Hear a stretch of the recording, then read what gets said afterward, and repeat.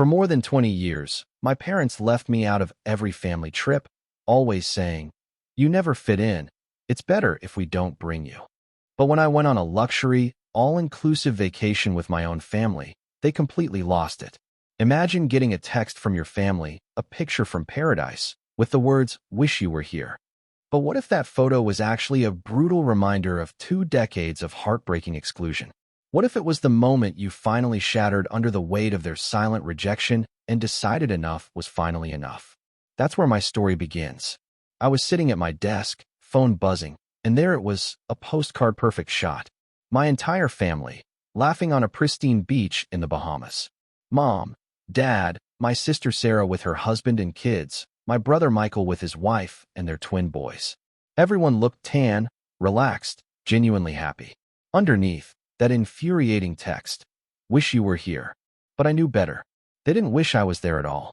For 23 years, I'd been systematically excluded from every single family vacation, every trip, every chance to make memories together. "You never fit in on trips, Harry," my mother always said. "It's better if we don't take you." That day, staring at that photo, everything changed. That day, I drew a line in the sand. The exclusion started when I was 12.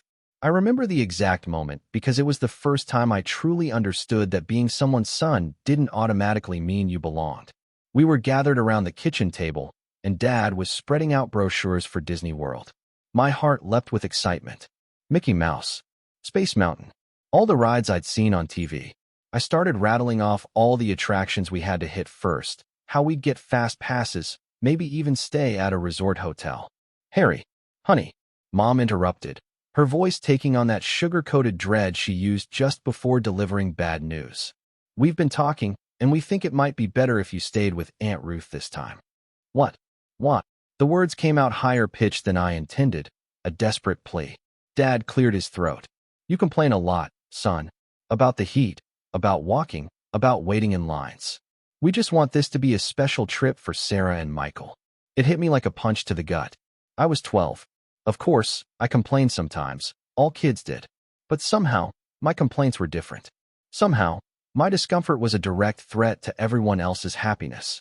My very presence seemed to ruin everything. That Disney trip set the pattern for the next 2 decades. When I was 15, I found out about their 2-week road trip to Yellowstone 3 days before they left. How? By overhearing Sarah on the phone with a friend. "Oh, I can't hang out next week. We're going to Yellowstone." "No, just me and Michael and Mom and Dad. Harry's staying home." My heart sank. The casual cruelty of it. Then came the Europe trip during my senior year of high school. 3 weeks touring London, Paris, and Rome. A graduation present, they called it. For the family. Just not my part of the family.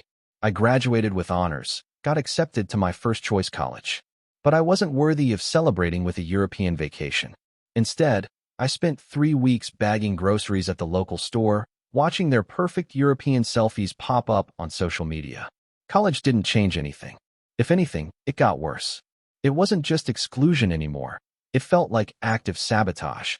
They started planning trips around my schedule to ensure I couldn't join. Spring break in Cancun, the week before my finals. A summer beach house rental, during my internship. They'd call me from these amazing places, voices bright with excitement, always ending with that hollow promise. "We'll plan something for you later." A later that never, ever arrived. In my 20s, I desperately tried to fit in, to prove I'd changed. When they planned a ski trip to Colorado, I took skiing lessons. Bought all the gear. I practically begged my mom 2 weeks before, promising I wouldn't complain about the cold or being tired. "Oh, sweetie," she said with a dismissive wave. "We already booked the cabin. There's only room for 6 people. 6 people. Mom, Dad, Sarah, her husband Tom, Michael, and his wife Jennifer. The core family, they called it. And I was never, ever part of that core. I even brought my amazing girlfriend, Emma, to Christmas dinner a few years ago. I thought maybe, just maybe, her presence would prove I wasn't the monster they made me out to be. Emma was charming, complimenting Mom's cooking, laughing at Dad's stories, playing games with the kids. She was perfect. After dinner, I overheard Mom and Dad in the kitchen. "She seems lovely," Mom said. "Much more pleasant than Harry usually is." Dad replied, "Maybe she'll be a good influence on him." Though I don't know if that would be enough to make family trips work. That was the final sting. Even with Emma there, showing them I could be everything they wanted, I still wasn't enough. It was never about what I did. It was about who I was in their eyes. Then last Christmas, another gut punch. Sarah posted a picture on Instagram from their week-long skiing trip to Colorado. Family ski trip 2023, making memories. Memories that didn't include me. I called Mom immediately. Why didn't you tell me about Colorado? Her response was the same old song and dance. Harry, we've been through this. You don't like skiing. You'd just be miserable and make everyone else miserable, too. I reminded her I took lessons years ago. Well, it's too late now. Everything's already booked. It was always already booked. Always the wrong time. Always my fault. Always me who wouldn't enjoy it, wouldn't fit in, would somehow ruin it for everyone else. I'm 34 now. I have a good job as a marketing manager at a tech company. Emma and I have been together for 2 years, and she's the most patient, understanding woman I've ever met. I have friends who include me in their plans, colleagues who invite me to happy hours. My life outside my family was living proof I wasn't this difficult, complaining person they'd painted me to be. Emma had watched this pattern unfold throughout our entire relationship, and her frustration grew stronger with each incident. Harry, she told me after the Colorado incident, your family treats you like absolute garbage. My family would never do this. No normal family does this. She was right. Her family, from day one, had welcomed me. They didn't just tolerate me, they embraced me.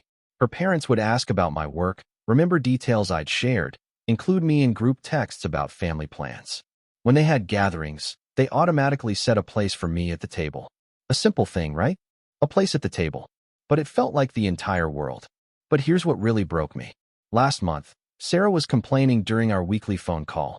Yes, I still kept trying to maintain those relationships. She was going on about how weird it was having Michael's wife's parents on their recent lake house trip. My jaw dropped. Wait, I said, Michael's in-laws were there. Yeah, she insisted. It was so awkward. I mean, we barely know them, and there they were, taking up space in our family house. People they barely knew. People they thought were awkward. But they got an invite. Their own son? Still out. That's when it finally clicked. This wasn't about my complaints. This wasn't about not fitting in or ruining anyone's good time. This was about something far more insidious, something fundamentally broken in the way my family saw me. I wasn't just left out of trips, I was left out of their family.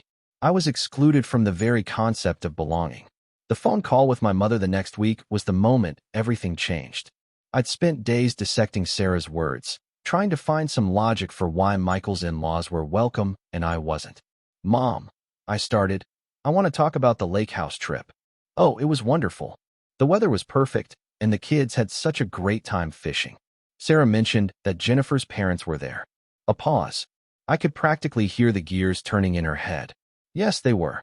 Jennifer really wanted them to experience the lake house. But you've never invited Emma's parents. You've never even suggested it. That's different, Harry. How is it different? They don't have your negative energy. They appreciate what we do for them. They're grateful. Negative energy. After 34 years of trying to figure out what was wrong with me, she finally dropped the bomb. It wasn't my actions. It was my very essence that was the problem. I had negative energy. I wasn't grateful enough.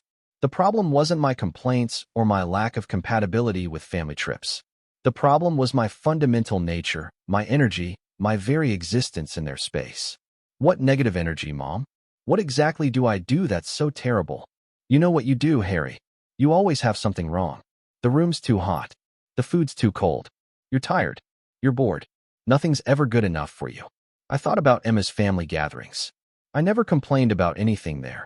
I was too grateful to be included. I thought about work trips, where colleagues commented on how easygoing and flexible I was. The negative energy didn't exist anywhere else in my life. When was the last time I complained about anything during a family event? Christmas dinner. You said the turkey was dry. I remembered. The turkey was dry, overcooked. And when Mom had asked how it was, I'd said honestly, a little dry, but still good. Emma had literally kicked me under the table, but it was too late. Mom, you asked how it was. I said it was a little dry, but good. See? There you go. Negative energy. My father got on the phone then. He always played the enforcer, the united front against their own son. Harry, Your mother knows what's best about these family dynamics.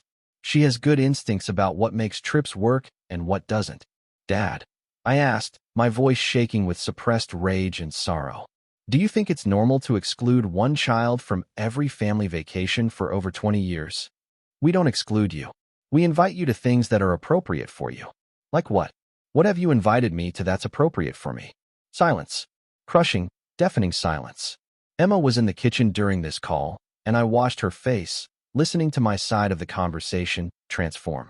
From concern to shock, then to this fierce, protective resolve I'd never seen before. After I hung up, she sat down next to me. Harry, I need to tell you something, and I need you to listen without getting upset. Okay. She pulled out her laptop, opened a document, and my entire world shifted. It was a timeline, meticulously detailed, starting from when we began dating. December 2021, Harry mentions family skiing trip he wasn't told about. Found out through social media. March 2022, family spring break to Florida. Harry not invited. Parents called him from beach to check in. July 2022, 2-week European cruise. Harry not invited. Sarah posted 43 photos on Instagram. The list went on and on. Every exclusion, every flimsy excuse, every gut-wrenching moment. Emma had documented not just the exclusions, but the explanations, the patterns, the emotional impact. Emma, what? Because I love you. And because I'm going to ask you to marry me. My heart actually stopped. I'm going to propose to you, Harry. But before I do, I need you to see this clearly. I need you to understand that this isn't normal. This isn't your fault. And when we build our family together, this pattern ends with us. I stared at the timeline. The stark, undeniable evidence of my exclusion laid out in black and white. 27 times. In just 2 years. 27 times my family had consciously chosen to leave me out. 27 times they decided their experience would be better without me. I can't marry into a family that treats you this way, Harry. Emma continued, her voice firm. And I won't let you keep believing you deserve this treatment. So, I'm asking you to choose. Keep trying to fix broken relationships with people who've told you, for decades, you're not welcome, or build something new with me. Something real. That night, I called my therapist, Dr. Martinez, and scheduled an emergency session. I'd been seeing him on and off for years for anxiety and depression, but I'd never connected it directly to my family dynamics. Harry, he said after I showed him Emma's timeline. What you're describing is emotional abuse. Full stop. Systematic exclusion. Scapegoating.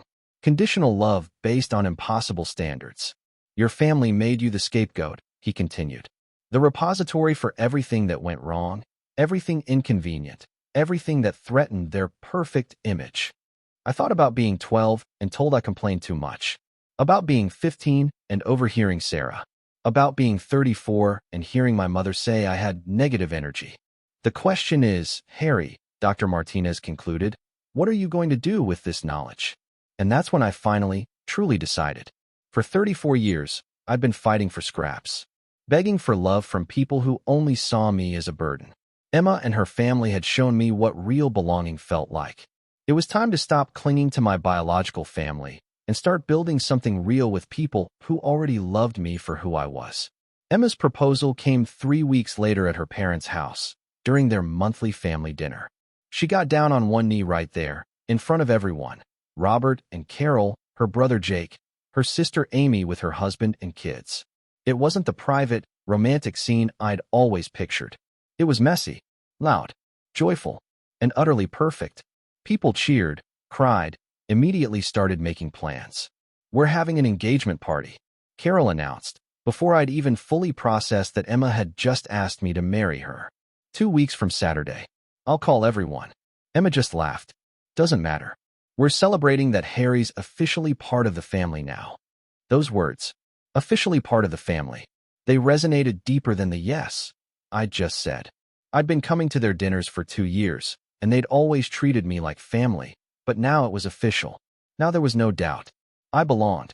Robert pulled me aside while Emma was showing off her ring. Son, he said, putting a hand on my shoulder. What your family did to you ends here. You're our family now. A warmth spread through me that I'd never felt before.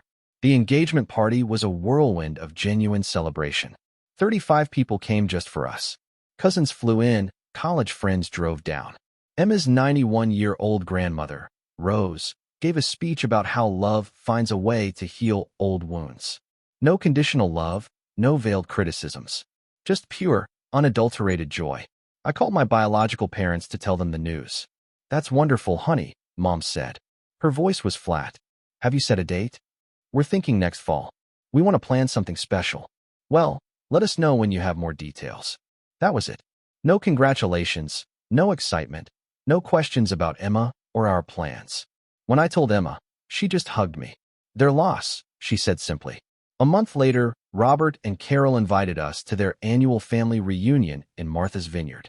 Not just dinner this time. 5 days at a rented house with 22 family members spanning 3 generations. "Are you sure you want me there?" I asked Carol, still unsure. "That's a lot of people, and it's your family time." She looked at me like I'd spoken a foreign language. "Harry, you are family. Of course, we want you there." It wasn't just an invite. It was an expectation. The house was incredible, a sprawling oceanfront property. But what struck me wasn't the luxury. It was the automatic inclusion. When we arrived, Emma's cousin Tommy, a young kid I'd met only a few times, immediately grabbed my suitcase. "Uncle Harry, you're in the blue room upstairs. It has the best view." Uncle Harry, a title that felt foreign, yet deeply comforting. The first night at dinner, 22 people sat around an extended table, listening to family stories, inside jokes, and plans for the week. Nobody had to explain who I was or why I was there. My place was not questioned. It was simply assumed.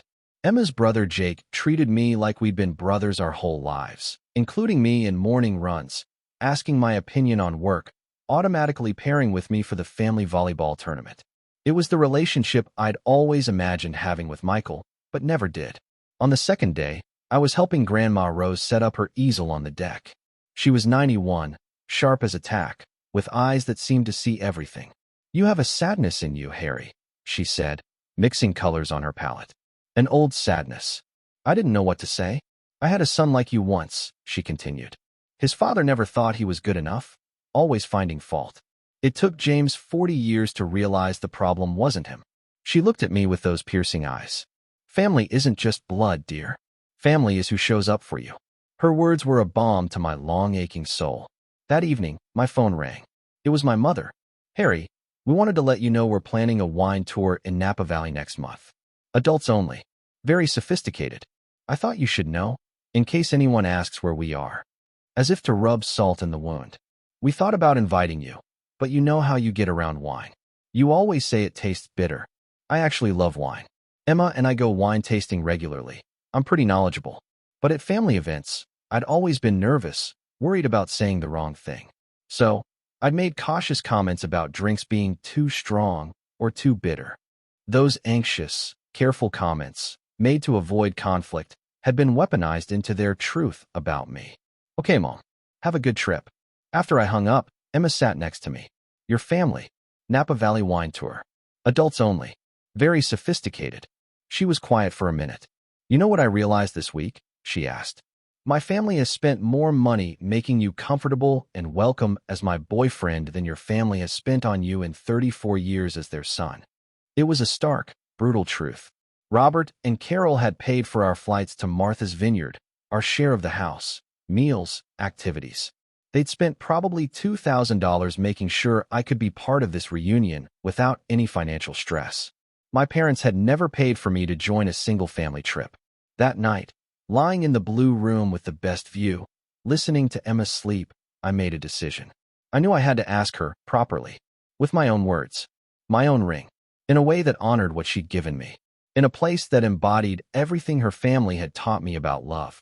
But first, I needed answers. One last conversation with my family. Not to change their minds, I was done with that, but for my own peace. And what I uncovered would shatter everything.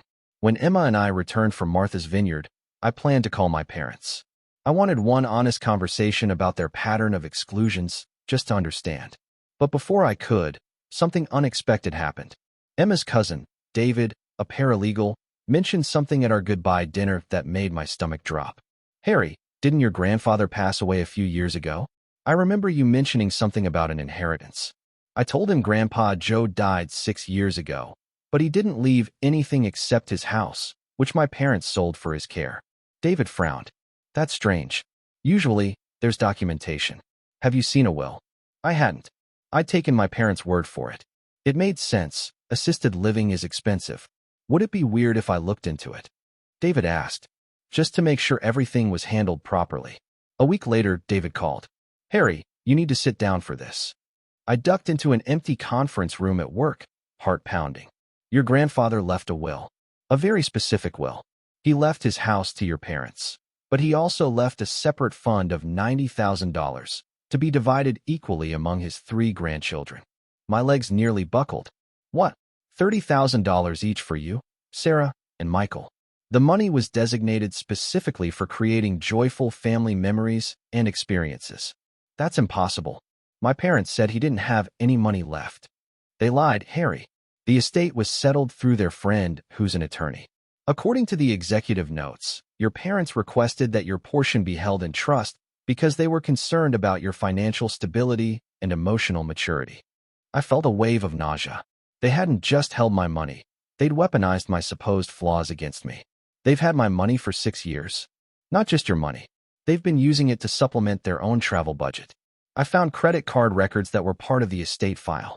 Your parents charged several family vacations to a card that was paid from your grandfather's inheritance fund. The room was spinning. They'd taken my money, my inheritance, intended for my joyful family memories, and used it to fund the very family vacations they'd excluded me from. It was a level of betrayal I hadn't even imagined. My own money, used as the currency of my own rejection. How much have they spent? About $25,000 over the past 6 years. Your portion, plus interest, is now worth about $35,000. And then, the final twist, Sarah and Michael received their portions immediately after the estate was settled. Sarah and Michael knew. They'd gotten their money years ago, and they'd said nothing while my parents held mine hostage. That sting cut deeper than any financial loss. I called Emma immediately. When I told her, she was quiet for a long time. Harry, she finally said, this isn't just emotional abuse. This is financial abuse. They stole your money to fund your own exclusion. That evening, I hired an attorney, Jessica Adams. She specialized in estate disputes. This is going to be straightforward to resolve legally, she said. Your parents' reasoning wouldn't hold up in court. But I have to ask, do you want to pursue criminal charges? Because this is potentially theft. I thought about my grandfather, about how much he'd loved all 3 of his grandchildren equally. How he would have been horrified. I want my money, and I want them to face consequences, but I don't want to put anyone in jail. Jessica assured me we could demand full restitution plus interest and damages without criminal charges. But your parents are going to know that you know. Good, I said. It's time for them to face the ugly truth they'd created. The confrontation happened that Saturday. I called my parents, told them Emma and I were coming over to discuss something important. They probably expected wedding plans. Instead, I walked in, not with engagement photos, but with legal documents and a recording app silently running on my phone. We need to talk about Grandpa Joe's inheritance. The color drained from my mother's face. My father started to speak, but I held up my hand. I know about the $90,000. I know about the $30,000 that was meant for me. And I know you've been using my money to fund family vacations for 6 years. Harry, we can explain, Dad started. Explain what? Explain how you convinced the executive I was financially unstable? Explain how you stole money specifically meant for creating joyful family memories and used it to create memories without me. Emma sat next to me, her presence steady and supportive. My parents kept looking at her, as if her presence alone was an accusation. We were protecting that money for when you got your life together, Mom said, still trying the old narrative. Protecting me from what? I shot back. From living a life? From making decisions? From being a person? I have a good job, a stable relationship, a savings account. What exactly makes me financially unstable? You never seemed grateful for what we did for you anyway, Dad added. Every family event, you found something to complain about. Grandpa Joe left that money for family experiences, and you made family experiences difficult. Emma spoke for the first time, her voice calm but firm. Did Sarah and Michael complain at family events? That's different, Mom said quickly. How is it different? They appreciated what we did for them. Harry wasn't allowed to appreciate anything, Emma stated plainly. Because he wasn't invited to anything. You excluded him, and then blamed him for not being grateful for the exclusion. I pulled out copies of the credit card records Jessica had obtained. This shows you used inheritance money to pay for the Bahamas trip, the Colorado skiing, the European cruise, and the lake house rental where you included Michael's in-laws, but not your own son. The silence stretched on for what felt like hours, thick with unspoken guilt and accusation. Finally, Mom spoke. We made mistakes, Harry, but we were trying to do what was best for everyone. What was best for everyone was excluding me. You have to understand, Dad interjected, family harmony is important. Your energy just didn't mesh with vacation energy. My energy, I repeated, my voice tight. My energy that doesn't exist at work, or with friends, or with Emma's family. Just with you. That's not fair. Sarah's voice came from behind us. I turned to see both Sarah and Michael standing in the doorway. They'd been called in for backup. What's not fair? I asked. You're making us sound like monsters. Sarah continued. We've always included you in holiday dinners and birthday parties. After explicitly excluding me from everything else, I finished for her. Those trips were different, Michael chimed in. They required a different energy. What energy, Michael? What exactly do I do that's so terrible? None of them could give me a specific answer. They talked about my attitude, my complaints, my negativity, but they couldn't point to a single, concrete behavior or incident. It was all vague, subjective, impossible to defend against. That's when Emma pulled out her own folder. I've documented 27 separate family events Harry was excluded from in just the 2 years I've known him. I've also documented how your family speaks to him versus how you speak to each other. Would you like me to read some examples? The room went completely silent. Here's how you told Sarah about the lake house trip. We're planning a week at the lake house in July. Can you and Tom make it work? Emma read. Here's how you told Harry about the lake house trip. You didn't. He found out through Sarah mentioning that Michael's in-laws were there. Emma's precise, unemotional recitation of facts was devastating. The pattern is clear, she continued. Harry is excluded and then blamed for the exclusion. You've gaslit him into believing he's the problem, when the problem is your treatment of him. My father's face turned scarlet. We don't have to justify our family decisions to outsiders. I'm not an outsider, Emma said, her voice like steel. I'm Harry's fiancée, soon to be your daughter-in-law, and the mother of your future grandchildren. So, let me be very clear about something. This pattern of excluding Harry stops now, or you lose access to all of us. That's when my mother broke down, saying something I'll never forget. We just wanted the trips to be perfect.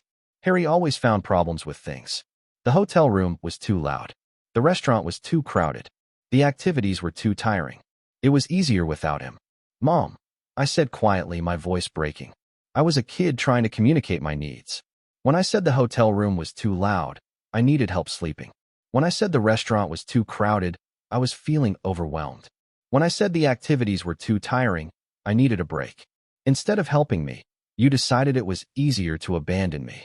For the first time in my life, my mother had no defense. No excuse. Just silence. Then, Jessica delivered the final, crushing blow. She pulled out a copy of a letter that had been filed with the will, but never shared with me. Your grandfather left specific instructions about Harry's inheritance, she read aloud. I'm leaving this money specifically for Harry to find his true family and create the memories he deserves. I see how the family dynamics affect him, and I want him to have the resources to build something better. Grandpa Joe knew. He'd seen it all. He'd seen the exclusion, understood the pattern, and tried to help me from beyond the grave. And they had buried his final act of love. There was no coming back from that.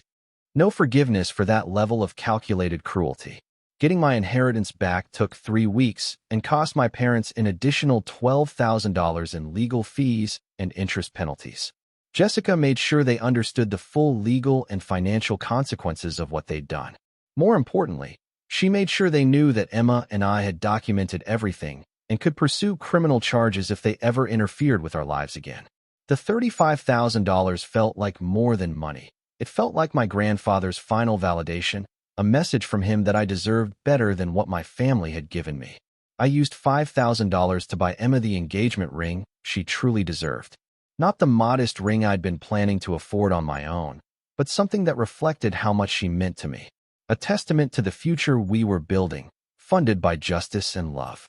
When I proposed to her properly, at the exact spot on Martha's Vineyard where her family had first made me feel truly welcome. She cried for 10 minutes before she could say yes.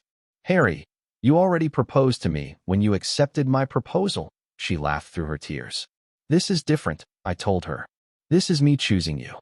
With my whole heart. With Grandpa Joe's blessing. With the resources to build the life we deserve." Robert and Carol were the first people we called with the news that we were officially engaged, both ways. Carol immediately started planning an engagement party that made the first one look small. When I mentioned I wanted to use part of my inheritance to take Emma's whole family on a thank-you vacation, Robert tried to talk me out of it. "Son, you don't need to spend that kind of money on us." I insisted. "You've shown me what family looks like. Let me show you what gratitude looks like." The European vacation took 2 months to plan and was the most complicated logistical project I'd ever undertaken. 15 people across 3 generations. 2 weeks touring London, Paris, Rome, and Barcelona. First-class flights for the grandparents. 5-star hotels throughout. Private tours and experiences most people only dream about. I spared no expense, not only because I wanted Emma's family to understand how much their acceptance had meant to me, but also because I needed to prove to myself that I could create joy, not ruin it. Emma's nephew, Tommy, now 13, became my shadow during the trip planning. He was fascinated by the logistics, the research, the way I coordinated schedules and preferences for 15 different people. "Uncle Harry, how do you keep track of everything?" he asked. "Practice," I told him. "And I care about making sure everyone has a good time." He thought about that for a second. "Is that why your family didn't take you places? Because you care too much?" Out of the mouth of a child, the profound truth. My negative energy was actually just too much caring. The departure day was chaos in the best way possible.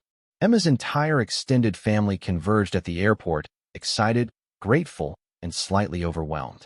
Her grandmother, Rose, now 92, held my hand during takeoff. "Harry, dear," she said, "I want you to know that in 92 years, no one has ever done anything this generous for our family. You've done something more generous for me." I replied, squeezing her hand. "You've given me a family. A real one." London was magical. We stayed at a luxury hotel, and I'd arranged connecting rooms so everyone had privacy but could still be together. The kids were fascinated by everything. But what I loved most was watching the adults experience things they'd never expected.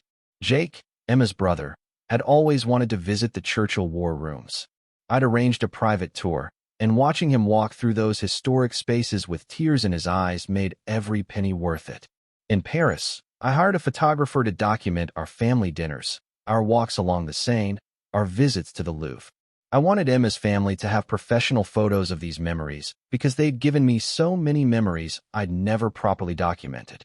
Emma's cousin Sarah pulled me aside after our cooking class in Tuscany. "Harry, I need to tell you something. Emma told us about your family, about how they treated you.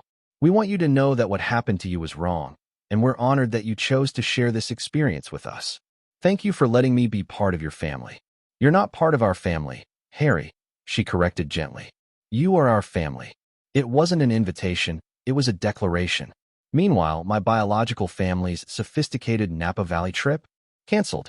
Due to budget constraints, i.e., their legal fees from my inheritance. Sarah called me while we were in Rome. "Mom and Dad spent too much money on legal fees. They can't afford the wine tour now." "I'm sorry to hear that." "Are you? Are you really sorry?" "I'm sorry you're disappointed," I told her. "But I'm not sorry they're facing consequences for their choices." "This is really how you want things to be between us?" she demanded. "Sarah," I said, "for 6 years, you knew they were holding my inheritance and using it to fund trips I wasn't invited to. You said nothing. This is how things already were between us. I'm just not pretending anymore." Social media became my unintentional revenge. I hadn't planned it that way, but sharing photos of our European adventure with captions about real family and unconditional love made my message clear to everyone who knew our history. The photo that got the most attention was from our last night in Barcelona. Emma's entire family gathered for a farewell dinner, and I'd had the hotel arrange a cake celebrating the Richardson Family European Adventure 2024. In the photo, I'm sitting between Emma and her grandmother, surrounded by people who'd flown across an ocean because I'd asked them to, who'd trusted me to plan the trip of their lifetimes. Robert gave a toast that night that I'll remember forever.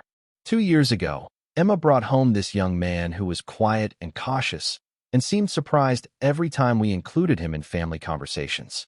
Tonight, that same young man has given our family memories we'll treasure for the rest of our lives. Harry, you've shown us generosity, thoughtfulness, and love that exceeds anything we could have imagined. We're proud to call you our son. Our son, not son-in-law. Son. That's when I stood up. Before we finished this incredible trip, I had something to tell them all. Emma and I have some news. Emma's face went white because she knew what I was going to say. We're having a baby. The eruption of joy around that table. The immediate celebration. The way everyone started talking about the baby as if it were already the most beloved member of the family. That's what I'd been missing my whole life. That's what unconditional love looks like. Emma had found out she was pregnant 3 days earlier, and we decided to announce it there, surrounded by people who would celebrate this child from the moment of conception. Our baby would never know what it felt like to doubt whether they belonged. After everyone had congratulated us, Grandma Rose squeezed my hand. Your child is going to grow up knowing they're wanted, Harry. What a gift that is. The greatest gift I can give them, I whispered. That night, Emma and I walked along the beach in Barcelona, talking about our future, our growing family, the life we were building together. Do you think your parents will want to be involved with the baby? She asked. I don't know, I replied. But I know I won't compromise our child's sense of security to accommodate their dysfunction. Good, she said, leaning her head on my shoulder. Because this baby is going to grow up surrounded by people who fight to include them, not people who look for reasons to exclude them. When we got back to Seattle, there were 17 voicemails from my mother and 4 emails from my father. They'd seen the social media posts, heard about the pregnancy through the local grapevine, and suddenly they were very interested in being part of my life. I didn't return their calls. Not yet. I needed time. Time to process everything, to understand what boundaries would protect my growing family, while still allowing for the possibility of reconciliation. But first, I needed them to face the full consequences of their choices. Our return from Europe marked the beginning of what I can only describe as my biological family's panic. They'd spent 34 years excluding me with no consequences, and suddenly I had resources, a support system, and most importantly, the confidence to enforce boundaries. The voicemails from my mother started desperate, becoming increasingly frantic. Harry, sweetie, we saw your pictures from Europe. It looks like you had a wonderful time. Call me back. Harry, it's Mom again. We really need to talk. There are things we need to work out. Harry, your father and I are very concerned that we haven't heard from you. We know about the baby, and we want to be involved. Harry, this is ridiculous. We're your family. You can't just cut us out of your life over money. The final voicemail was from my father. Harry, I'm coming to your office tomorrow. We need to have a conversation, man-to-man. He showed up at my workplace the next day, demanding to see me like he had some kind of authority over my life. My assistant Sarah, not my sister Sarah, but a woman I worked with who understood boundaries, told him I was in meetings all day and could schedule an appointment for the following week. I'm his father. I don't need an appointment, young lady. Sir, everyone needs an appointment. I can put you on Mr. Peterson's calendar for next Wednesday at 2 p.m. When he finally came back for the scheduled appointment, I met him in the conference room with Emma present and my phone recording everything. Documentation was crucial when dealing with people who'd proven they couldn't be trusted. Dad, I started, what did you want to discuss? I want to discuss this ridiculous situation you've created. Your mother is beside herself with worry. What situation have I created? You know what situation. This cold shoulder business. Refusing to return calls. Acting like we're strangers. Dad, for 34 years, you've treated me like a stranger. Now you're upset that I'm not fighting for your attention anymore. That's not fair, Harry. We've always loved you. How? How have you shown that you love me? He couldn't answer that question.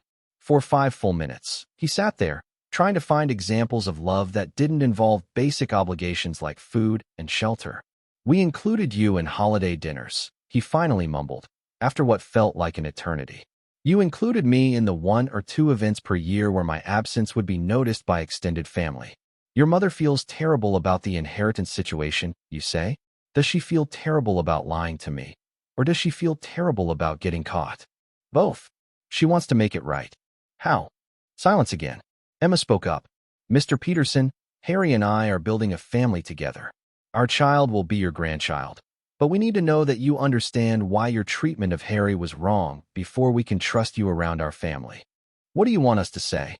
We want you to acknowledge that excluding Harry from family experiences for his entire life was emotionally abusive, Emma said, her voice unwavering. We want you to take responsibility for using his inheritance to fund his own exclusion. And we want you to commit to family therapy before you have any relationship with our child. My father's face turned red. You can't keep us from our grandchild. Actually, we can, I said calmly. And we will if you can't demonstrate that you've changed. This is blackmail, he sputtered. No, this is protection, I corrected him. You taught me for 34 years that family relationships are conditional. Now I'm setting conditions of my own. He stormed out without agreeing to anything.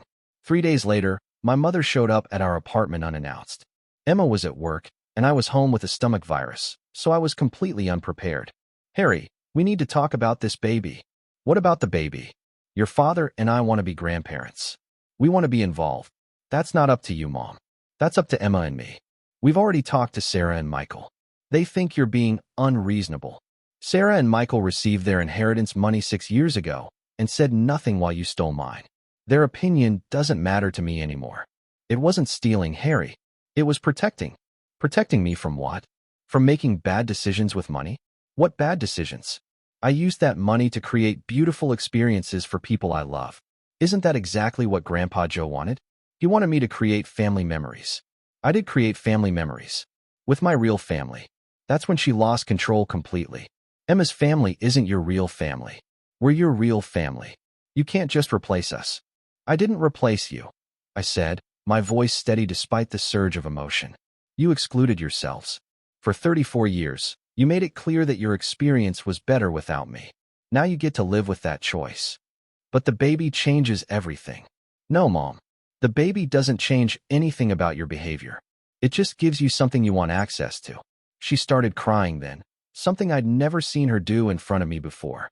Harry, I know we made mistakes, but we love you. Do you? Do you love me? Or do you love the idea of having access to your grandchild? Both, she sobbed. Then prove it. Go to therapy. Work on understanding why you treated me the way you did. Acknowledge the damage you caused. Show me that you're capable of change. What if we do all that? Will you forgive us? I might. But forgiveness doesn't mean forgetting. It doesn't mean pretending the last 34 years didn't happen. It means we build something new, with new boundaries, based on who you become, not who you were. She left that day without agreeing to therapy, but she stopped calling constantly. The harassment shifted to social media. Passive-aggressive posts about ungrateful children and family loyalty, which everyone in our small community understood were directed at me. The social media campaign backfired spectacularly. People who knew our family history started commenting their support for me and Emma. Former neighbors shared their own observations about how I'd been treated differently than my siblings. My high school friends posted memories of times I'd been excluded from family events and had to spend holidays with their families instead. The public nature of the support was embarrassing for my parents, who'd spent decades maintaining the image of a perfect family. For the first time, their friends and neighbors were questioning their parenting.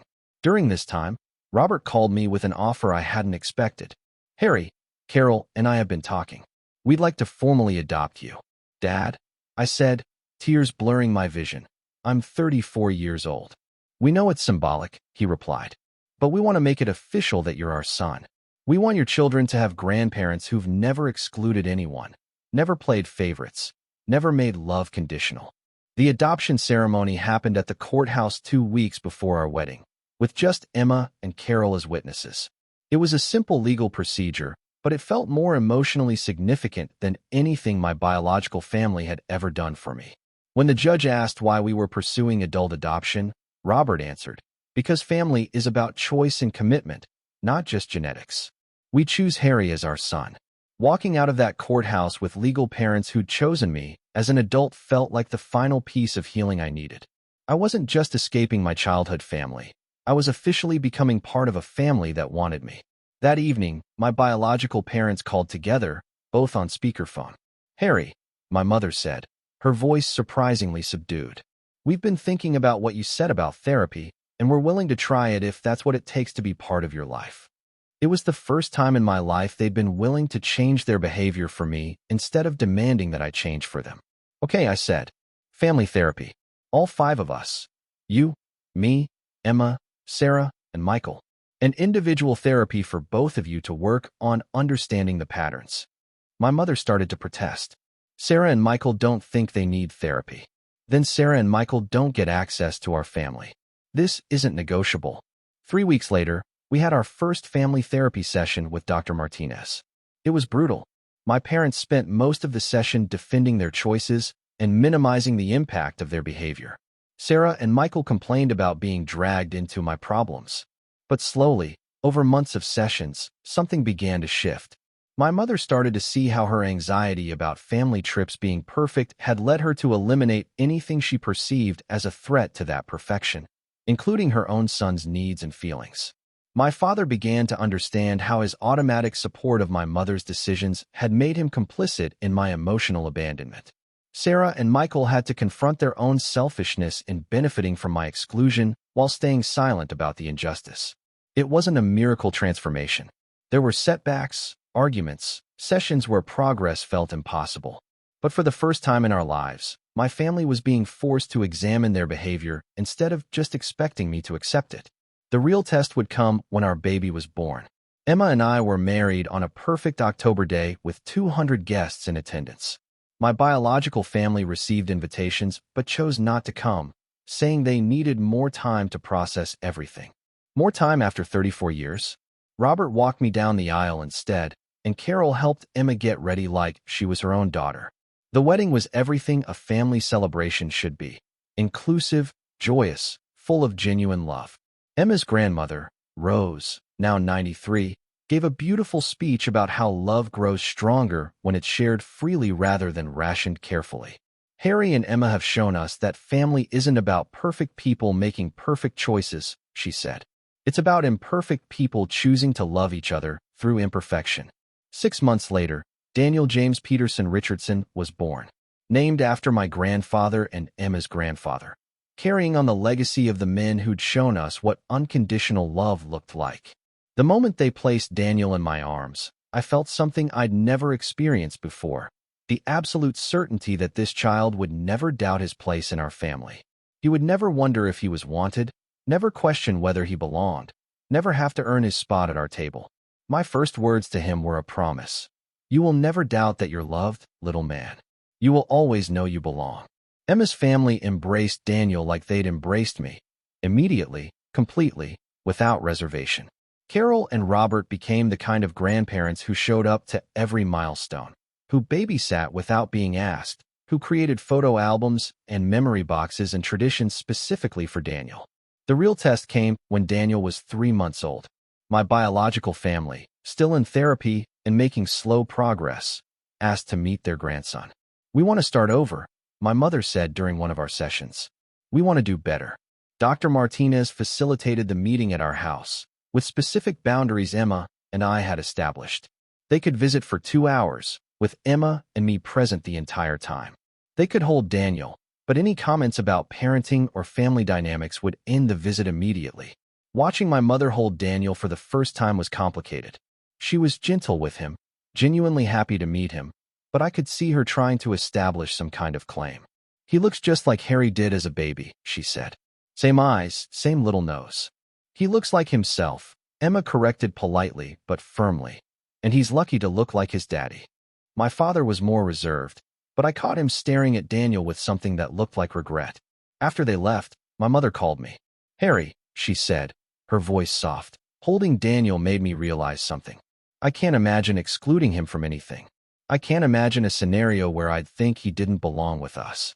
Then maybe you can understand how excluding me felt, I responded. I'm starting to, she whispered. And I'm sorry. I'm so sorry. It was the first real apology I'd ever received from her. And while it didn't erase 34 years of pain, it felt like the beginning of something different. Over the following months, my parents made genuine efforts to change. They invited Emma and me to family dinners and actually listened when we spoke. They asked about our lives, our plans, our experiences. They started treating Emma like a daughter instead of an intruder. The real breakthrough came when they invited us to join a family vacation a weekend at a lake house they'd rented for everyone. "We want you there, Harry," my father said. "All three of you. We want to do this, right?" It was terrifying to accept. After 34 years of exclusion, the idea of being included felt almost too good to be true. But Emma encouraged me to try. "If they mess this up, we leave," she said. "But if they don't, Daniel gets to see what it looks like when people choose to do better." The weekend wasn't perfect. There were moments when my mother fell back into old patterns of criticism. Times when Sarah and Michael seemed resentful of the attention Emma and I received. But there were also moments of genuine connection. Watching my father teach Daniel to fish. Seeing my mother genuinely enjoy Emma's company. Having conversations with my siblings that went beyond surface pleasantries. It felt like meeting my family for the first time. On our last morning at the lake, my mother pulled me aside. "Harry, I need you to know something. The therapy has helped me understand that I was scared of you." "Scared of me?" I asked, genuinely confused. "Scared of your sensitivity, your needs, your emotions." They reminded me of parts of myself I'd been taught to hide. Excluding you was easier than dealing with my own issues. "Mom," I said, "I was a child. It was your job to help me with my needs, not exclude me because of them." "I know that now," she choked out. "I failed you and I'm sorry. I can't change the past, but I want to be different going forward." That conversation didn't fix everything, but it helped me understand that my mother's rejection hadn't been about my worth as a person. It had been about her own fears and limitations. Today, 2 years later, our relationship is still a work in progress. We have regular family dinners now, and I'm included in planning for holidays and celebrations. My parents have even met Emma's parents and actually developed a friendship with them.